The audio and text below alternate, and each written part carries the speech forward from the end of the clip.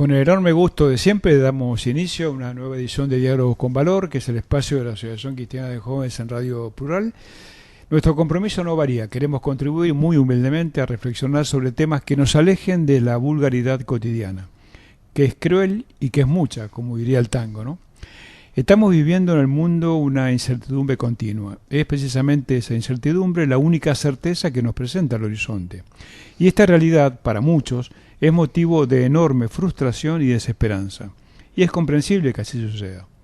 En la modernidad líquida, citando otra vez a Zygmunt Bauman, reconocido filósofo fallecido hace muy pocas semanas, desechamos los afectos tal como haríamos con un iPad cuando no funciona.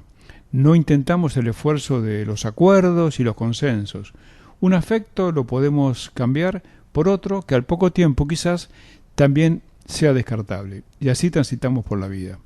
Los resultados, dramáticos desde lo social, lo comunitario y también desde lo individual. ¿Dónde anclamos nuestra condición humana? ¿En el no compromiso, el consumismo, las adicciones, la violencia, el suicidio? ¿Dónde? Hace poco tiempo ha asumido el nuevo secretario general de las Naciones Unidas, António Guterres, un dirigente portugués de amplia experiencia internacional. Fue primer ministro de su país y en su mensaje de Año Nuevo expresó algo muy contundente. Dice o decía: no hay vencedores en las guerras, todos pierden. Pongamos la paz ante todo, una especie de llamado al mundo. La cabalgante crisis que padece el mundo tiene muchos perdedores: los empobrecidos, los refugiados, los desplazados de guerra, los inmigrantes y fundamentalmente las mujeres y los niños. La política y los políticos han expuesto su fracaso más rotundo. Crece la polarización social y por ende la violencia se esconde en cada rincón del planeta.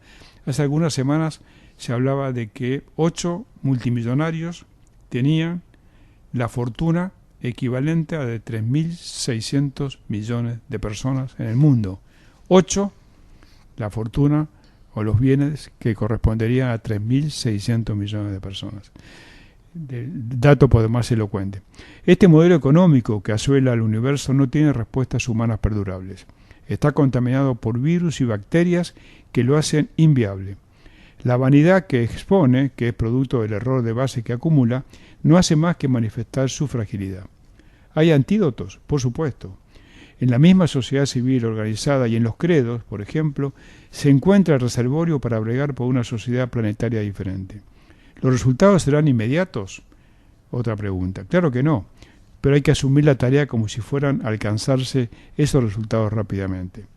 La esperanza es un motor insustituible para los cambios positivos. Ahora bien, como hemos expuesto otras veces, la esperanza es activa, se construye con compromiso y trabajo.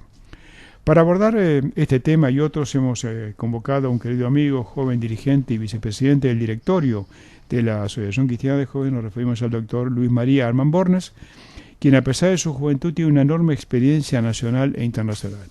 Hola Luis María, gracias por haber aceptado esta invitación de Diálogo con Valor. No, muchas gracias Norberto por la invitación y más por estar en la casa. No en tu casa. Exactamente.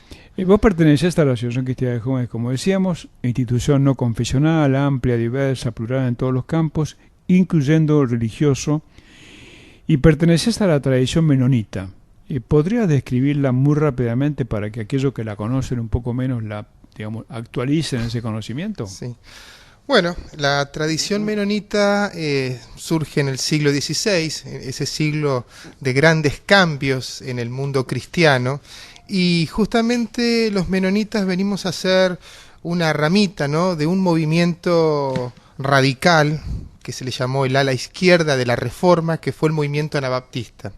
Este movimiento como tal surgió en diferentes lugares de Europa y planteó algunas cuestiones que para su tiempo eran absolutamente osadas, radicales, revolucionarias.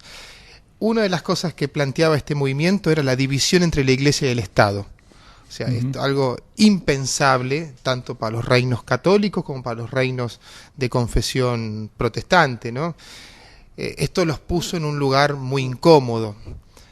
El segundo énfasis de este movimiento fue el bautismo de niños. Pusieron en discusión el bautismo de niños diciendo que el bautismo tiene que ser un bautismo consciente. Esto significó también muchísimo rechazo porque también había una afectación económica.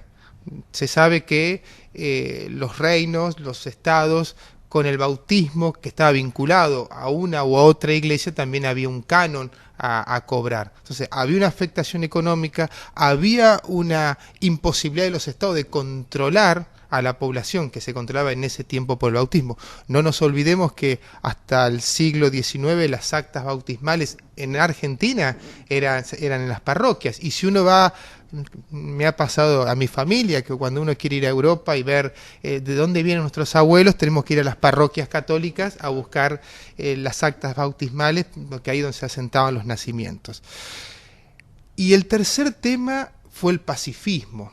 Entonces, imaginémonos en la concepción del siglo XVI, donde la invasión de los bárbaros, la invasión de los turcos, era también defender una identidad, una cultura, era defender el reino de Cristo.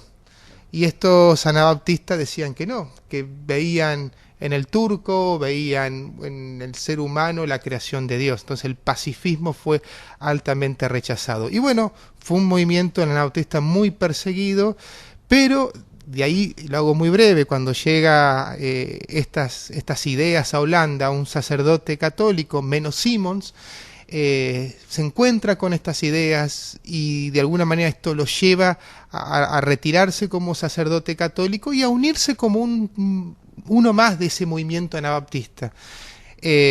Lo que pasa es que ya era una persona con formación teológica. Entendamos que también el movimiento era un movimiento mayormente de campesinos, de obreros. Entonces Menno no era un gran teólogo, esto es reconocido por todos, no era un gran teólogo, pero era una persona con un gran sentido pastoral. Entonces rápidamente asume ese liderazgo de ese grupo de marginales holandeses.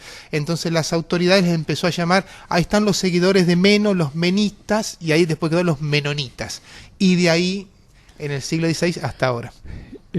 Una síntesis perfecta de esto. La confrontación, entre comillas, entre pastores y teólogos sigue siempre vigente, ¿no? Sí. Digamos, no es una confrontación violenta, simplemente como que son dos especialidades distintas, ¿no?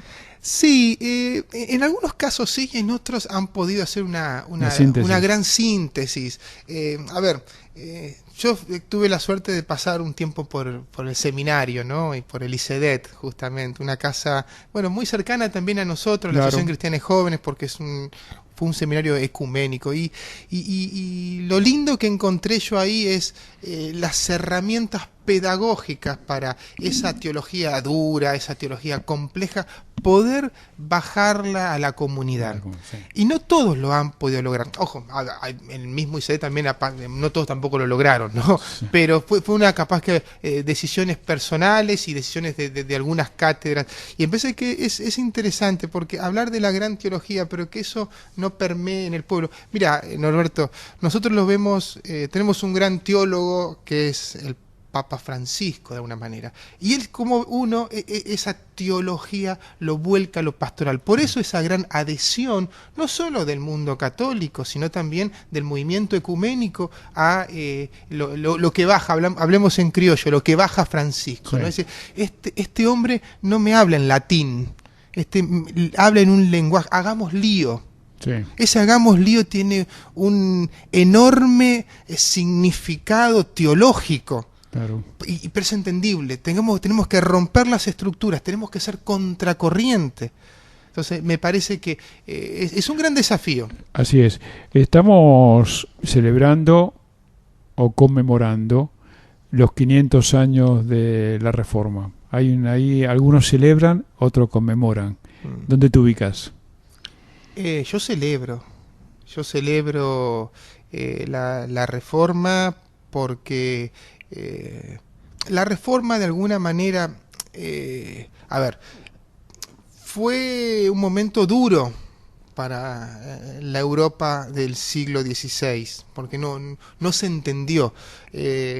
mis amigos luteranos afirman, Lutero nunca quiso irse de la Iglesia Católica. Y los grandes reformadores, hasta menos Simón, tampoco su deseo fue. No había espacio para esas ideas. Ahora, miremos el proceso. Lo que Lutero planteaba, la misa en idioma vernáculo, es en el idioma del pueblo, hoy ya es un hecho. Sí. La traducción de la Biblia del latín al idioma del pueblo, hoy ya es un hecho. Entonces, no fue entendido, ¿no? Lo mismo que hace un rato yo te hablaba del pacifismo, ese revolucionario que fue de los menonitas en el siglo XVI. Hoy seríamos unos mentirosos decir que los únicos cristianos pacifistas son los menonitas, porque hay grandes teólogos luteranos, católicos, y si vamos un poquito más allá, hasta teólogos musulmanes, hindúes, bueno, Gandhi, el gran paradigma, ¿no?, a nivel mundial de lo que es el pacifismo. O sea que, pero bueno, a veces en ciertos momentos históricos ciertas ideas no cuajan, y con el paso del tiempo, paciencia y a veces situaciones complejas tienen que pasar para que puedan suceder. Sí, es como que las iglesias cristianas, tienen una responsabilidad muy importante en este mundo. Un mundo que va camino a la polarización, la violencia, casi como un dogma. Si a alguien le preguntaran cuántas guerras hay en el mundo hoy, casi nadie sabría, pero que hay más de 2 docenas, seguramente que no nos equivocaríamos. Es decir, las iglesias tendrían que trabajar más armónicamente por este mundo mejor. No hay algún tipo de desgaste por el trabajo no suficientemente articulado entre, me refiero a todas las iglesias, pero básicamente el mundo cristiano. Están los católicos, los evangélicos con todas sus ramas, los ortodoxos. ¿Está dada esa articulación para este mundo mejor?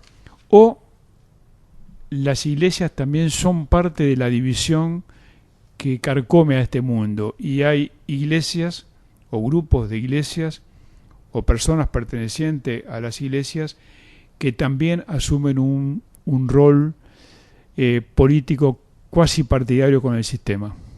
Sí, mira, hace unos años hubo un gran revuelo en Bolivia. Yo justo pasaba por ahí. Yo estuve un año viviendo en Bolivia, trabajando para una agencia humanitaria, y en una de mis visitas el director de esta agencia me decía, hay un gran problema acá entre las ONG, que uno sabe que la gran mayoría de las ONG son de tradición cristiana, la gran mayoría, no todas, y algunas directamente pertenecen a determinadas iglesias. Sí. ¿Y por qué? Y porque ahora el gobierno nos está pidiendo que demos cuenta de nuestras acciones. Yo decía, bueno, está bien, de alguna manera. ¿Sabes por qué, Luis?, me decía este director. Porque el gobierno se dio cuenta que a Bolivia entró no sé cuántos millones de dólares en tanto tiempo y Bolivia sigue siendo pobre.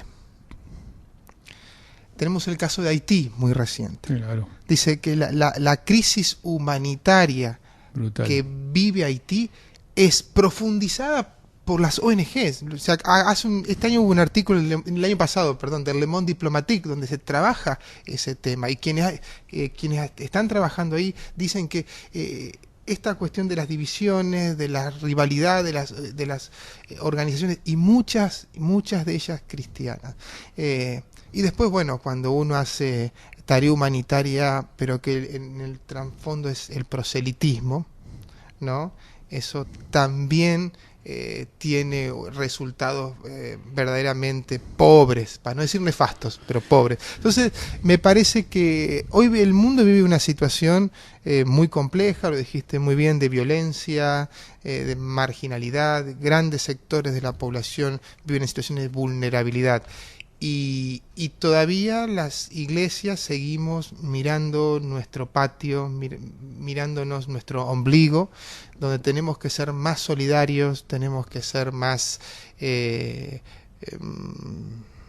más sensibles, más allá de los intereses particulares de nuestras estructuras. Es muy claro lo que decís. Y hace pocas semanas asumió como presidente de los Estados Unidos Trump. ¿Qué significa, te parece, qué significa Trump para las iglesias evangélicas norteamericanas?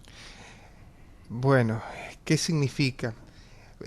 Primero, para muchos de mis amigos y amigas de Estados Unidos significa frustración, tristeza, volver a los años de lo más duro, ¿no?, de la política segregacionista norteamericana, ¿no? Un tipo que te plantea muros, un tipo que plantea una enorme agresividad discursiva, ¿no? Lamentablemente hay un grueso de iglesias cristianas, que lo que se llama la derecha religiosa, que ve con buenos ojos este tipo de candidatos, como los vio, como apoyó a los Bush y a los Reagan y todo eso, al Nixon. O sea, hay lo que se llama el conservadurismo religioso norteamericano es muy fuerte, y en esta oportunidad esto, sumado al descontento económico de un sector importante de la población, hubo de capaz que demasiadas expectativas al gobierno de Obama, y esto generó algún tipo de frustración. Pero es grave. Más allá, mira, algunos dicen, bueno, una cosa lo que el tipo tiró en campaña y otra cosa lo que pueda llegar a ser, porque se sabe también que tampoco tiene a todo el partido republicano en sus manos, gracias a Dios, ¿no? Gracias a Dios. Pero es lo que la gente puede votar a una persona con estas características. Sí. Ojalá que los pronósticos nefastos sean erróneos. Ojalá, o sea, ese es el deseo. Uno no va a desear el mal a otro país, mucho menos, ¿no? Pero ojalá sean erróneos. Pero ya el hecho de que una persona que se presenta de esa manera tan agresiva, tan violenta, y que alguien, a ver, por enojo al sistema o por enojo a donde sea lo vote, ya es preocupante. Porque ahí está en juego la democracia, más allá de Trump, más allá de... Está en juego la democracia. Es como votar al menos mal o votar en contra de... Y bueno, nosotros los argentinos hemos tenido muchas veces esa forma de votar. Bueno, voto al menos malo. Y ahí también tiene que ver un poco... No conozco... la situación de primera mano de haber estado en este tiempo en Estados Unidos, pero digo, ¿no será el tiempo de una mayor participación ciudadana, de una mayor movilización, como para evitar que estos paracaidistas, digamos, del sistema te caigan y que te genera un desorden importante? Es muy probable que esto pueda pasar. Esto que vos bien decís, la presencia de Trump traiga como consecuencia una reacción ciudadana que también revitalice, o sea, viendo la parte, el vaso medio lleno, revitalice la democracia norteamericana, que quieras o no, es una especie de signo en el mundo. Sí. Si Estados Unidos le va mal o da este tipo de señales, ¿qué queda para el resto de los países con mucha menos trayectoria? Recordamos a la audiencia que estamos dialogando con Luis María Alman Bornes. Hacíamos mención en el editorial a este llamado del secretario general de las Naciones Unidas, Antonio Guterres, que expresa con crudeza la necesidad de luchar por la paz. Sin embargo, observamos que no solamente la paz no llega, sino las guerras aumentan, los conflictos se siguen generando. ¿Será que la paz no es negocio y la guerra sí lo es? Bueno, sí, eso es un tema, ¿no? ¿Te acordás, Norberto, que la Asociación Cristiana de Jóvenes hace algunos años se sumó a una campaña bajo las armas, ¿no? Claro que sí. Hicimos la presentación en Cancillería y motivamos a la sociedad civil, nos enfocamos también en las iglesias a sumarse, ¿no? Era parte de un programa de Religiones por la Paz. Y sí, el gran negocio y los dobles discursos. O sea, a veces se daba, bueno, para empezar a trabajar este tema durante esos 2 años más o menos, te acordás que hicimos talleres y tuvimos que formarnos bastante. Y a veces se daba que por un lado vos tenías países que tenían un discurso o sostenían ONGs que planteaban la cuestión del desarme, pero por el otro lado eran fabricantes de armas. Claro. ¿No? Yo me pregunto, y esto cuando lo hemos conversado con gente de Medio Oriente, ¿no? Esta situación que viven los grupos como el ISIS y eso. Yo, la verdad, Norberto, no conozco las fábricas de armas de ISIS. Claro que no. Ni sus carros para movilizarse. O sea, ahí está el tema. Digo, ¿quién arma al ISIS? ¿Quién arma a los grupos digamos que atentan, terroristas, etcétera? Son los mismos países que por un lado los atacan, pero por el otro lado les dan armas y bueno, la guerra es un negocio. La guerra es un negocio, está comprobado. Si uno puede ir a YouTube, hay un montón de documentales muy serios que han estudiado de primera mano esta situación. Y nos queda a nosotros ser voz profética, denunciarlo. Y al menos, digo, acá en Argentina, que no pase nuevamente lo de Ecuador y Perú. El caso donde Argentina, siendo un país garante de paz, si no me equivoco, le vendía armas a una de las partes. Entonces, me parece que, al menos, porque me acuerdo, Norberto, que en una oportunidad, estando en esto de la campaña Bajo las Armas, yo, no sé, hago un planteo así un poco insolente por mi juventud sobre un país que tenía este doble juego. Y entonces alguien me dice, sí, pero tu país, me decía, tiene fabricaciones militares y vende armas a tal. Entonces ahí, wow. Primero hay que mirarnos en casa, a ver cómo estamos con este tema, el control de armas, etcétera, etcétera. En términos del mundo protestante en Argentina, ¿no?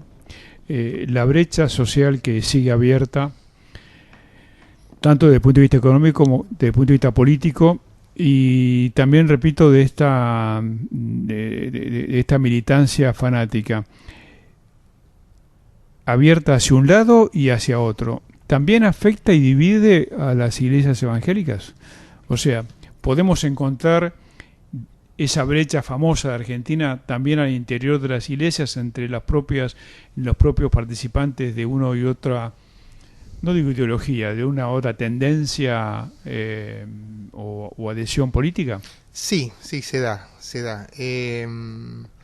Los grupos denominados evangelicales, bueno, acá hay que aclarar, ¿no? Hablamos que todas son iglesias evangélicas o protestantes, ¿no? Pero hay como diferentes formas de mencionar a ciertos grupos respecto a veces su posición teológica, su posición política. En el mundo evangélico protestante, el grueso, digamos, son los grupos más que se los denomina, en Estados Unidos se le dice evangelicales. Aquí podríamos decir grupos carismáticos, evangélicos de la rama pentecostal, algunos bautistas y algunas otras denominaciones que tienen una tendencia más hacia lo que podríamos políticamente hablando centro-derecha. Sí. Y en el mundo más, el protestantismo clásico, donde están luteranos, reformados, menonitas, la tendencia en general podría ser más a la centroizquierda. Sí. Y uno lo ve de acuerdo, si uno hace una línea histórica, de alguna manera, uno ve que dónde se ha posicionado estas iglesias a lo largo de la historia. Unas tuvieron un compromiso muy fuerte desde la década del 70 a favor de los derechos humanos. Sí. Y son las iglesias fundantes del MED, del cual nosotros como asociación somos parte, en todo lo que tiene que ver con la reivindicación de los derechos de la mujer, etcétera. Y las otras iglesias, sería muy osado decir que fueron cómplices, pero hicieron silencio. Esto, bueno, hay que respetar a las autoridades, o sea, hay un texto bíblico de Romanos tomado muy literalmente, entonces, y no, ¿cómo vamos a denunciar la violación, o vamos a denunciar al gobierno, digamos, llamémosle en este caso el gobierno la dictadura, si todas las autoridades son puestas por Dios? ¿no? Claro. Entonces se hacía esa interpretación teológica, entonces se hizo mucho silencio, Sí. mucho silencio. Nuestro querido amigo en común, Arturo Blateschi, dijo, en aquella época estos grupos de iglesias y muchos pastores de estas iglesias más conservadoras, más fundamentalistas, dice, hacían carta denunciando a los que éramos los supuestos pastores comunistas, ¿no? Sabiendo que en ese tiempo decirte comunista era condenarte a la muerte. Sí, sí. Entonces, hay cosas que sucedieron que todavía en algunos casos quedan algunas heridas abiertas, ¿no? Sí. Y que nos merecemos, capaz que el mundo protestante, un diálogo un poquito mucho más sincero. Más, ¿sabes por qué, Norberto? Porque ahora hablar de derechos humanos es divertido, es lindo, queda bien, porque no te trae ninguna consecuencia, digamos. En aquel tiempo la consecuencia era tu vida. Sí, claro. O que te pongan una bomba en la iglesia, como le pasó a la iglesia metodista en Mendoza de nuestro querido y recordado obispo Pagura. Absolutamente. ¿No? O la bomba en el ICEDET, en la biblioteca del ICEDET. O hablemos de los hermanos católicos, ¿no? Los palotinos, los que salían de la Santa Cruz. Sí, sí. Bueno, Angelelli, y así podemos seguir nombrando, Una ¿no? lista, sí. Entonces, ¿y las iglesias protestantes mantienen un diálogo fluido y fructífero con el Islam y el judaísmo, o hay alguna apatía al respecto? Nosotros, como cuando hablamos de iglesia protestante, hablamos de un abanico tan diverso. Sí, entonces, te puedo decir que dentro del mundo menonita hay muy lindas experiencias en Estados Unidos, en algunas comunidades menonitas que tienen actividades en común con alguna mezquita. Claro. Entonces, para el cierre del Ramadán, invitan a la comunidad menonita a compartir ese cierre. Para alguna celebración cristiana como Pascua o Navidad, invitan a la comunidad musulmana. Existe ese tipo de intercambio más de base, que para mí es el más rico. Claro. Para mí es el más rico porque como Sí, que las compartir. comunidades se basan. Aquí nosotros en la ciudad de Buenos Aires, la iglesia menonita de Buenos Aires es una iglesia con una fuerte convicción, no solo ecuménica, sino interreligiosa, así que siempre estamos abiertos a ese compartir. Y más, el año pasado hasta hicimos una celebración donde vino un representante del Islam, un representante del judaísmo, y celebramos juntos en el en lo que sería nuestra reunión dominical, nuestra misa, Claro. todos juntos celebrando, utilizando los diferentes textos de las diferentes tradiciones.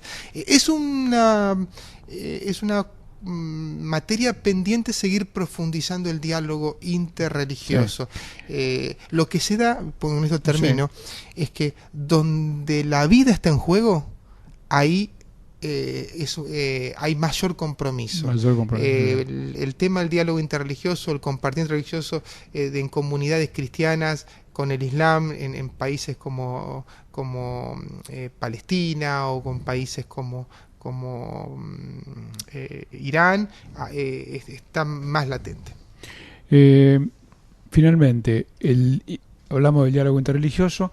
¿Cómo está el diálogo ecuménico? Que es un poco más sencillo, pero que a veces es como que tiene altos y bajos. Hoy, ¿en qué estamos? ¿En el alto, en el bajo o en la meseta? La meseta. Y yo diría en la meseta, pero yo creo que con mucho optimismo. Creo que puedo decir dentro del mundo protestante, nuestros referentes no han tenido el recambio que se merecían. Se nos fue Pagura, se nos fue José Miguel Bonino, por decir dos de los que... Y también Echegoyen, tres de los más cercanos también a nuestra institución, ¿no? Sí. Y eran tipos grandiosos, ¿viste? Eran tipos que con una sabiduría y que vos te acercabas y se te ponían a la par. Sí. Llanos, fraternos, y aparte que se jugaron cuando había que jugarse. Y con muchos menos prejuicios de los que existen también del ámbito católico. Que yo soy católico en mi vida privada, personal, también hay la misma actitud de de personas con vocación, de trabajo compartido. Exacto. Y que son los que al final son los que agregan valor. Y también están aquellos mucho más cerrados que dicen hay que ir como alguna vez me dijo un obispo, tuvimos una discusión muy mala, muy fea. Todos tienen que venir al trono de Pedro. Y le dije, mire, obispo, con esa concepción suya, el diálogo con los hermanos evangélicos es absolutamente imposible, y también entre nosotros dos el diálogo puede tener sentido. Porque hay mucho para trabajar, pero en un país como el nuestro, terminando con 32 o 34% de pobreza, una indigencia tan grande, las iglesias tienen que dar un testimonio, las iglesias cristianas y las demás tradiciones de fe, un testimonio muy fuerte de compromiso para hacer aquello que el Papa dijo, hay que ser como con piel de oveja. Exacto. Y si el piel de oveja es estar cerca del que más necesita. Así es. Gracias, Luis María. Bueno, gracias a vos, Norberto, y bueno, contento de esta invitación. Ha sido Luis María Armambora, nuestro invitado de hoy. Como decimos siempre, Argentina Ande y Camina con Esperanza Activa. Hasta nuestro próximo encuentro por la 103.